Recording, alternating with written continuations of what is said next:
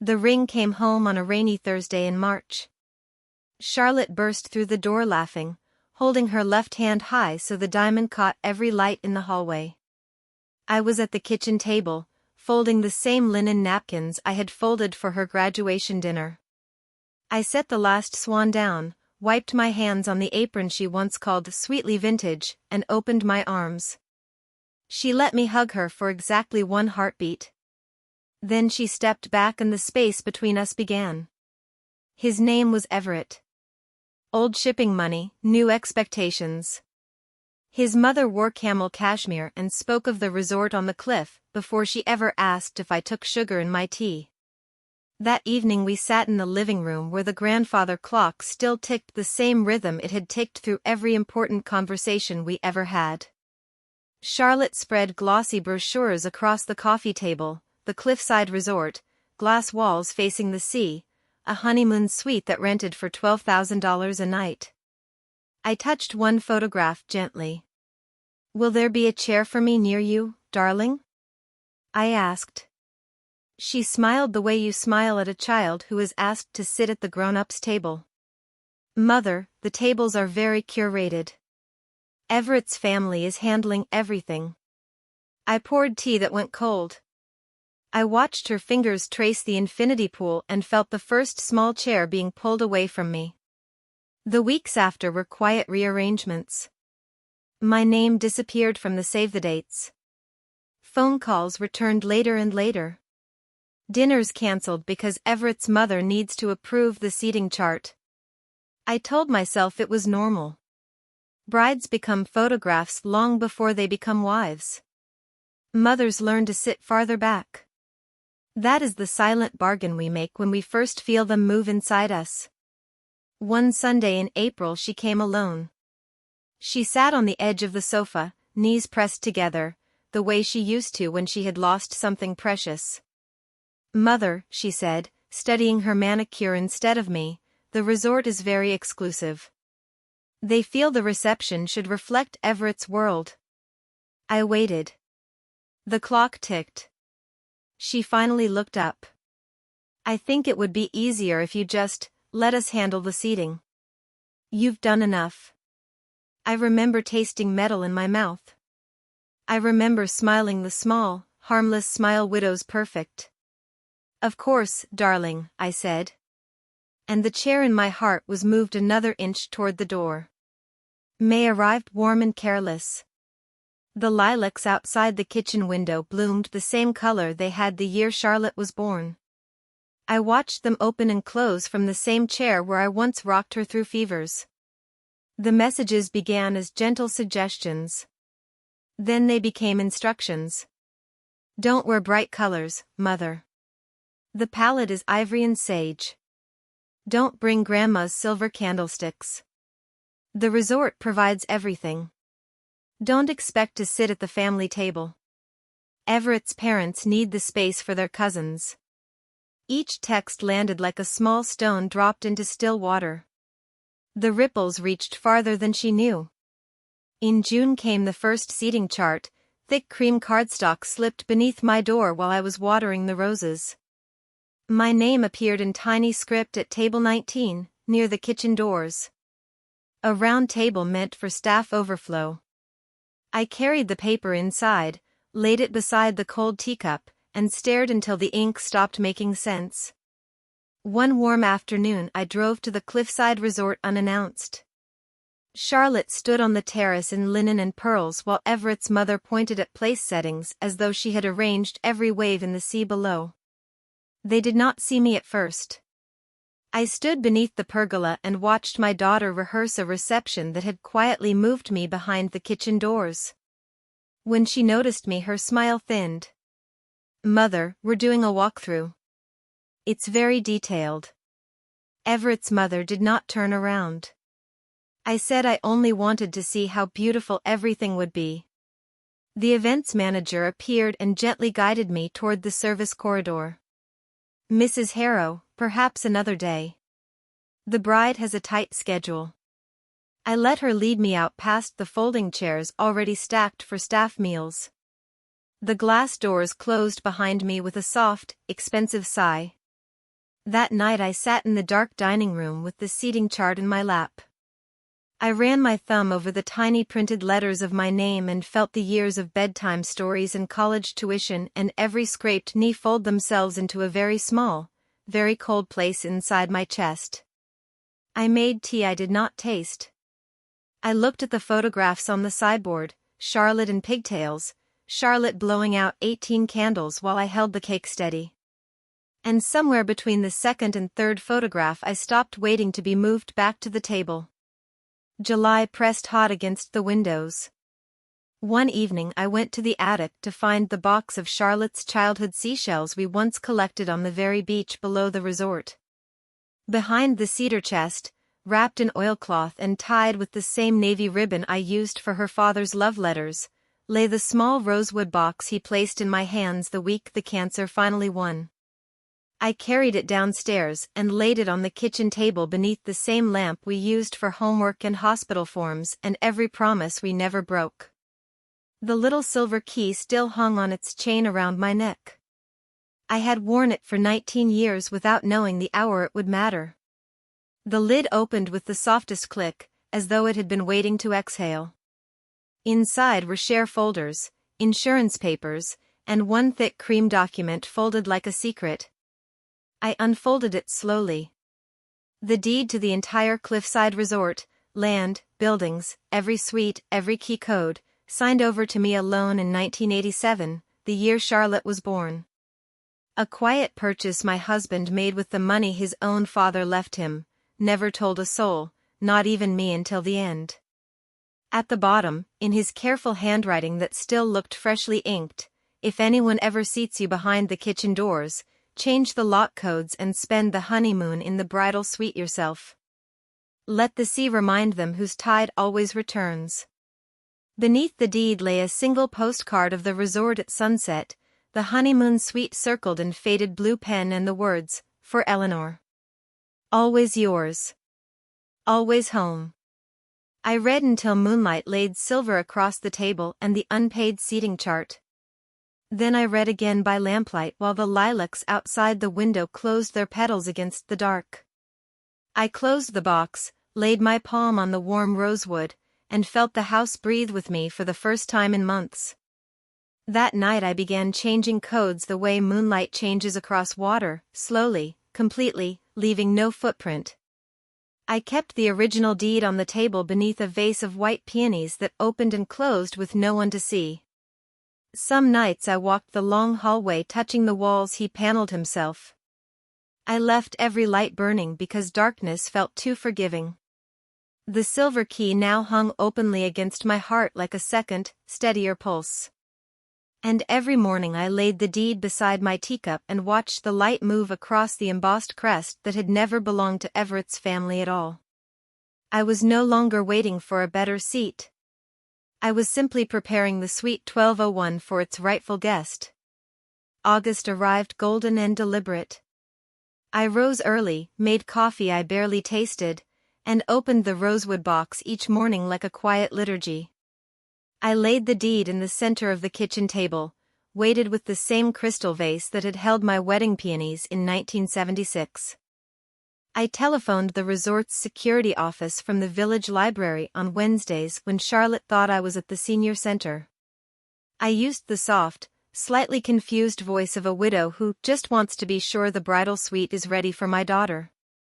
They told me everything: master code lists, scheduled maintenance windows, the honeymoon suite's private elevator that only answered to the owner's key. I wrote every detail in a small pearl gray journal, the color of the dress Charlotte had chosen for me months earlier.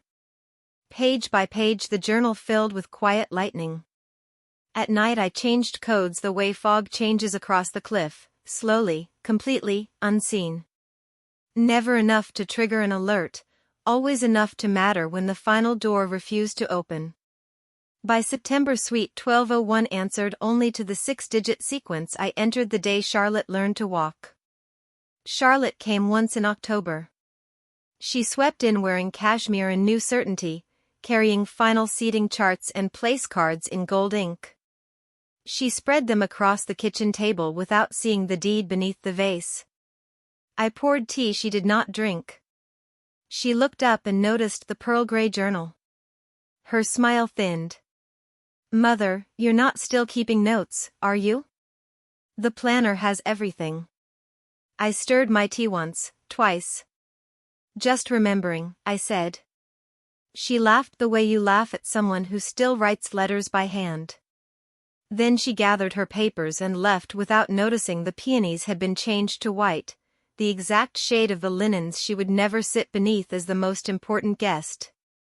That evening I stood before the hallway mirror and practiced the small, pleasant smile that made concierges and security managers tell me their secrets. I practiced carrying the silver key openly now, letting it catch the light. I practiced breathing in the pearl gray silk dress I would wear on the day. November came cool and final. The last confirmations arrived, smaller, hurried, marked urgent. I acknowledged them all from the owner's account she had never known existed. Some evenings I sat on the porch with tea that steamed only for me and listened to the sea in the distance speak in small, patient waves. I was ready. Not angry. Simply ready the way tide is ready long before the moon remembers to pull. It was a Tuesday in early December, the kind of gray morning that makes the kitchen feel smaller than it is. I was at the table smoothing the same linen napkin I had folded 100 times when the courier rang once and left a crisp white envelope on the mat. Inside was the final seating chart, thick cream stock, gold border. My name appeared on a small card clipped to a diagram, a lone folding chair placed behind the swinging kitchen service doors, labeled overflow/staff. A yellow sticky note in Charlotte's handwriting, Mother, this keeps the photos clean. Thank you for understanding. I read it twice. I laid it beside the cold teacup and looked at it for a very long time. The grandfather clock cleared its throat in the hallway, the same sound it made the day she learned to walk and the day we buried her father. I rose, walked upstairs, and took the pearl gray silk dress from its padded hanger. I laid it across the bed the way one lays out clothes for a christening or a quiet coronation. Then I opened the rosewood box, removed the original deed, and carried it downstairs. I placed the deed on top of the seating chart. The two documents rested together like old friends, one demanding I hide, one proving I never needed to. I made one phone call. To the private owner's line printed on the deed's final page.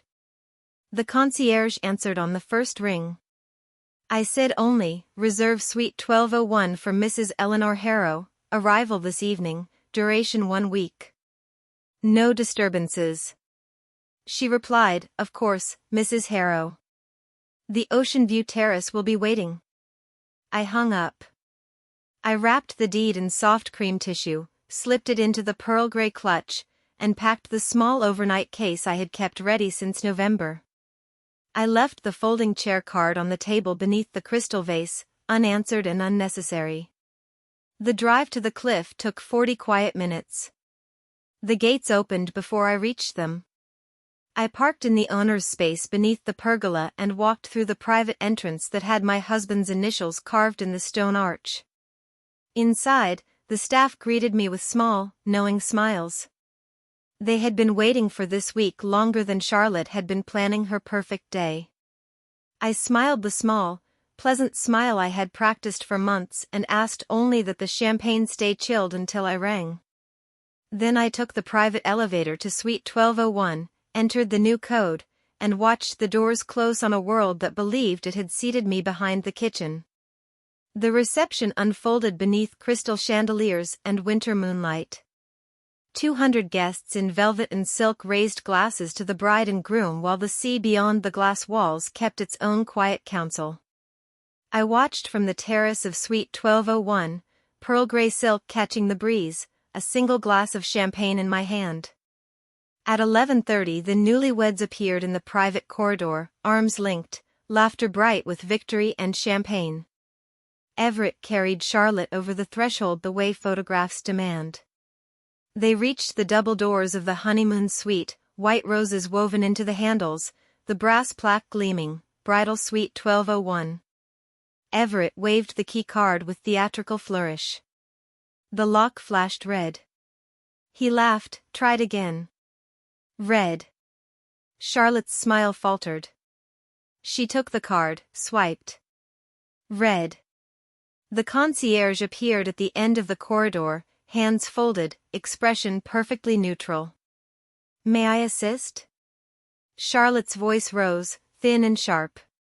This is our suite. There's been a mistake. The concierge glanced at the reservation tablet, then at me standing quietly on the terrace above. I'm afraid suite 1201 is occupied by the registered owner, Mrs. Eleanor Harrow, for the week. Everett's face drained of color the way water leaves a glass tipped too far. Charlotte looked up. Our eyes met across the marble railing. The wind lifted my hair the same way it had lifted hers the day she learned to walk on this very cliff. She whispered something I could not hear. I lifted my glass in the smallest salute and stepped back inside. The glass doors closed with the softest click. The lock engaged. Below, voices rose and fell like waves against stone. Security arrived. Managers fluttered. Everett's mother demanded to speak to someone in charge. No one was more in charge than the woman sipping champagne behind unbreakable glass. They were offered the junior suite on the 3rd floor, lovely, but without the private terrace, without the infinity view, without the bed draped in the linen Charlotte had chosen herself. They accepted. There was nothing else to do. I slept beneath the same moon that had watched my own honeymoon in that very suite 48 years earlier. The sea sang its old, patient song against the cliff. They say the photographs are beautiful. Charlotte radiant, Everett proud, the reception glowing. But every guest remembers the moment the bride stood outside a door that refused to recognize her name. She came to the house one January afternoon when the sea was the color of steel. She stood on the porch in boots and the same coat she wore at 16 and asked if the suite had been comfortable. I made tea. We sat at the kitchen table where every important chair had once been hers. She cried without sound. I passed tissues the way I once passed her crayons. When the cup was empty she whispered, I only wanted it to be perfect. I looked at her for a long, steady moment. Perfection, I said, is knowing which doors were always yours to close. She left the coat draped over the chair. I hung it beside the pearl gray dress that now lives in light instead of shadow. Some evenings I return to suite 1201 alone. The staff greet me by name. I walk the terrace at dusk and watch the sun sink into the same sea that watched me become a wife, a mother, a widow, and finally the quiet owner of every horizon. People ask if I am lonely. I tell them loneliness is a folding chair behind kitchen doors. I have the entire cliff. That is surprisingly peaceful. The last laugh is never loud. It is the soft beep of a lock that knows its true name. It is the quiet closing of glass doors on a night that believed it had hidden the hostess. It is an old woman standing on her own terrace in pearl gray silk, listening to the sea say welcome home again and again, knowing every wave still carries her name whether anyone speaks it or not. If this story settled gently somewhere inside you tonight, stay a while longer. The kettle is warm, the sea is quiet, and there are many more evenings when a woman remembers she was always the view, never the guest they tried to seat behind the kitchen. You are safe here. You are seen. And that, my dear, is the only reservation that truly matters.